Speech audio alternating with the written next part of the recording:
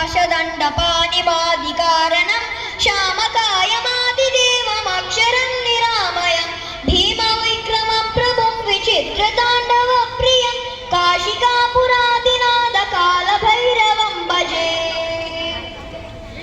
भुक्तिमुक्तिदायकं प्रशस्तचारुविग्रहं भक्तवत्सलं स्थितं समस्तलोकविग्रहं निक्वनन्मनोज्ञहेमकिङ्किणीलसत्कटिं काशिकापुरादिनाथकालभैरवं भजे।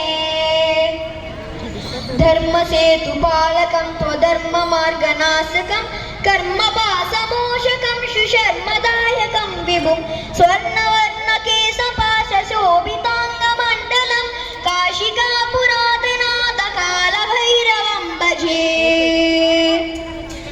रत्नपादुका प्रभाभिरामपादयुग्मकं नित्यमद्वितीयमिष्टदैवतं निरञ्जनं मृत्युदर्पनाशनं करालतं श्रमोक्षणं काशिकापुरादिनाथकालभैरवं भजे।